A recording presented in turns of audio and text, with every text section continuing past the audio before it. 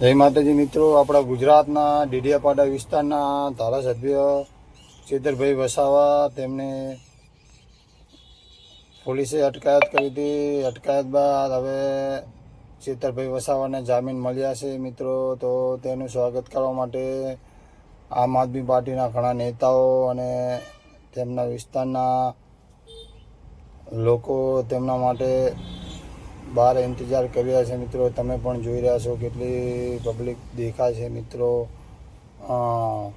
તેમની રેલી કાઢવામાં આવી રહી છે મિત્રો. આ જોજો વિડીયોમાં રાજુભાઈ કલબડા શું બોલે છે.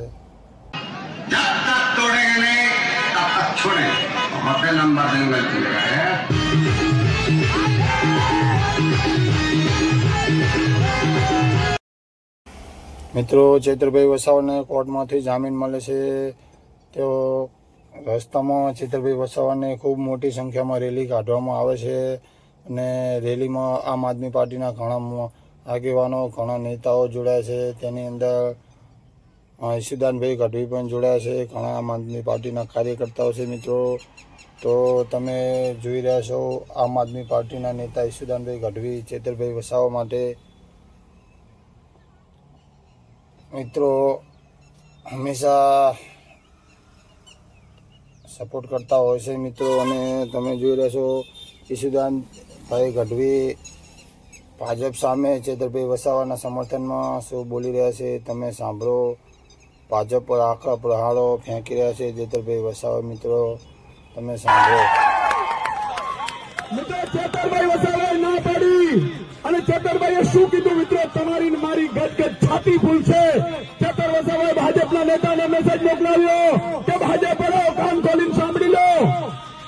મારે 5-25 કરોડ ગરીબોના આદિવાસીઓને નથી જોતા, પણ હું ખાઈશ નહીં અને તમને ખાવા પણ નહીં દો. મિત્રો, આમ આદમી પાર્ટીના નેતા ચેતરભાઈ વસાવા ખૂબ મજબૂત નેતા છે મિત્રો. આટલી નાની ઉંમરમાં તેમને ધારાસભ્ય પબ્લિકે બનાવ્યા છે મિત્રો. આમ આદમી પાર્ટીએ જવાબદારી સોંપી છે મિત્રો. તો ખરેખર નેતા તો આવા જ હોવા જોઈએ. જનતા માટે હંમેશા સેવા કરે છે ચેતરભાઈ વસાવા. અને ગમે તેવો પ્રશ્ન હોય તો પબ્લિકની સાથે ઊભા રહીને પબ્લિકને સેવાનું કામ કરે છે મિત્રો. તો ખરેખર નેતા તો ચેતરભાઈ વસાવા જેવા જ હોવા જોઈએ મિત્રો. અને ચેતરભાઈ વસાવા ખૂબ સારા માણસ છે અને ઈમાનદાર વ્યક્તિ છે મિત્રો. પબ્લિક પણ ચેતરભાઈ વસાવાના ખૂબ સપોર્ટમાં છે મિત્રો. અને ચેતરભાઈ વસાવા જનતાના કામો પણ ખૂબ સારી રીતે